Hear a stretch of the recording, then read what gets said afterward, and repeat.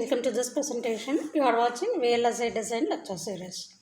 Today we are going to discuss about dual edge registers and TSPCO. So far we have focused on edge triggered registers only that sample the input data on only one of the clock edges. That is either rising edge or falling edge. It is also possible to design sequential circuits that sample the input on both edges.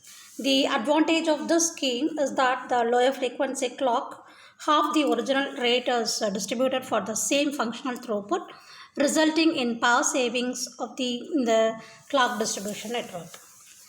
So here you can see a modification of the C-squared MOS registers enabling sampling on both edges. It consists of two parallel master slave edge registers whose outputs are multiplexed by using tri-state drivers. When clock is high, the positive latch composed of transistors M1 to M4 is sampling the inverted D input on node X. Node Y is held stable since devices M9 and M turn are turned off. So on the falling edge of the clock, the top slave latch M5 to M8 turns on and drives the inverted value of X to the Q output. So during the low phase, the bottom master latch, that is M1, M4, M9 and M10 is turned on, sampling the inverted D input on node Y. You can notice that the devices M1 and M4 are reused, reducing the load on the D input. On the rising edge, the positive slave latch conducts and drives the inverted version of Y on node Q.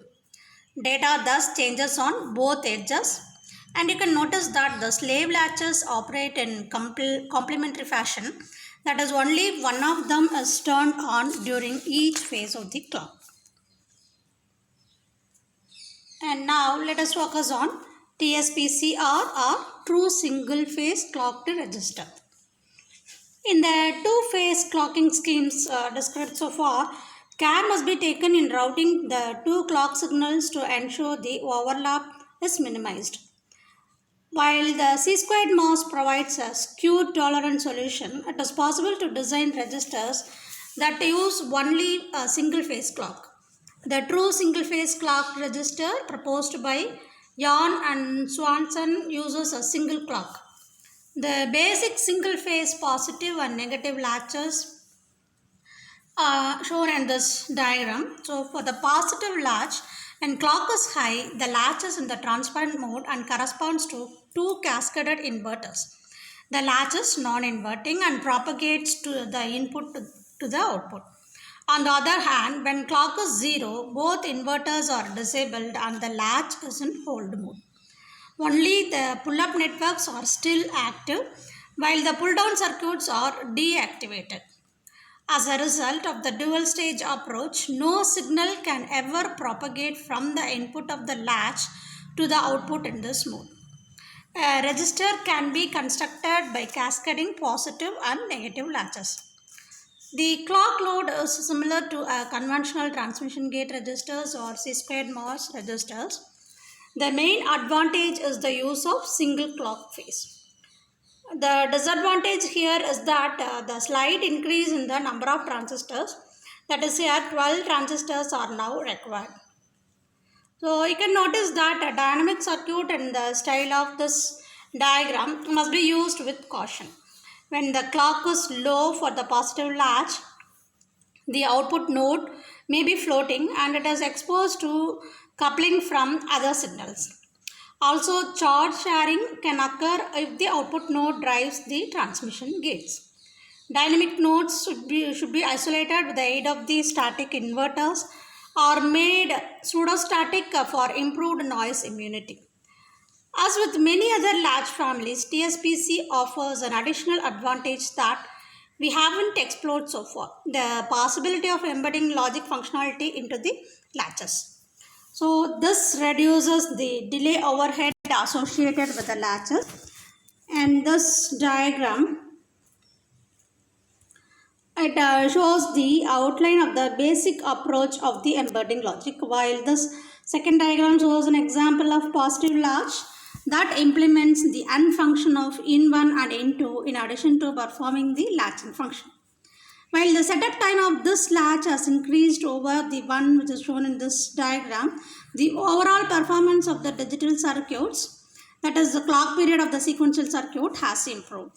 So the increase in setup time typically is smaller than the delay of the AND gate, and this approach of embedding logic into the latches has been extensively used in the design of EV4 DEC Alpha microprocessor and many other high performance processors.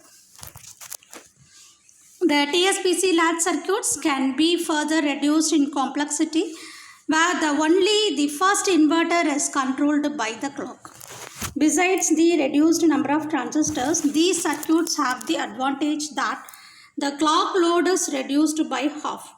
On the other hand, not all node voltages in latch experience the full logic swing.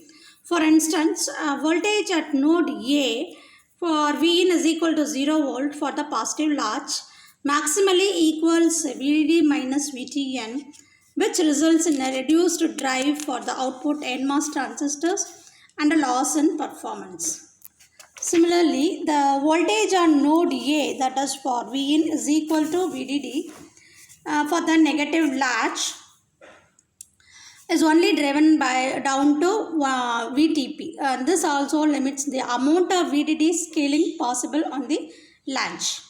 So you can see the design of the specialized single phase triggered register. When clock is equal to 0, the input inverter is sampling the inverter D input on node X, and the second dynamic inverter is in the pre-charge mode with M6 charging up to node Y to VDD. The third inverter is in the hold mode since M8 and M9 are off. Therefore, during the low phase of the clock, the input to the final inverter is holding its previous value and the output Q is stable. On the rising edge of the clock, the dynamic inverters M4 to M6 evaluates. If X is high on the rising edge, node Y discharges. The third inverter, that is M7 to M9, is on during the high phase and the node value on Y is passed to the output Q.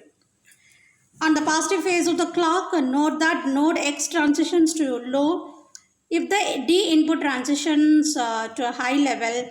Therefore, the input must be kept stable until the value of the node X before the rising edge of the clock propagates to Y. This represents the hold time of the register, and you can notice that the hold time is less than the one inverter delay since it takes one delay for the input to affect the node X. The propagation delay of the register is essentially 3 inverters because the value on the node X must propagate to the output Q. Finally, the setup time is the time for node X to be valid, which is 1 inverter delay. And similar to C-squared MOS latch, TSPC latch malfunctions when the slope of the clock is not sufficiently steep. Slow clocks cause both NMOS and PMOS clocked transistors to be on simultaneously, resulting in undefined values of the states and race condition. The clock slopes should therefore be carefully controlled. If necessary, local buffers must be introduced to ensure the quality of the clock signals. Now let us focus on TSPC edge-triggered registers.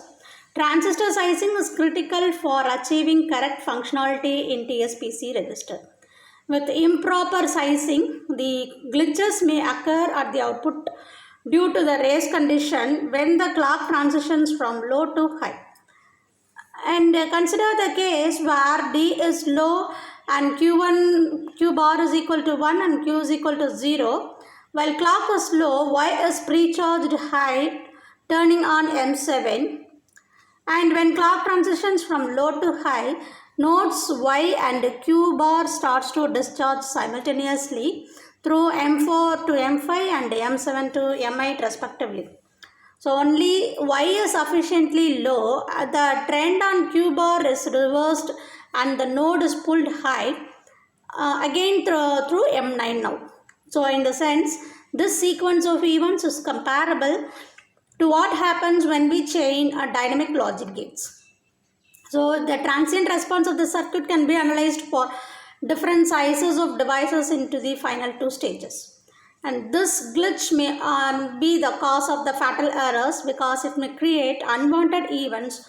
For instance, when the output of the latch is used as a clock signal input to another register, it also reduces the contamination delay of the register, and the problem can be corrected by resizing the relative strengths of the pull down path through M4 to M5 and M7 to M8 so that Y discharges much faster than Q bar. And this is accomplished by reducing the strength of the M7 to M8 pull down path and by speeding up the M4 to M5 pull down path. We can also use alternative register styles instead of TSPCR. And here are some of the advantages and disadvantages of TSPCR. It uses only a single clock phase. The possibility of embedding logic functionality into latches is another advantage, and also it reduces the delay. And the disadvantage here is the increasing in the number of the transistors, that is we require 12 transistors to implement that function. Thank you.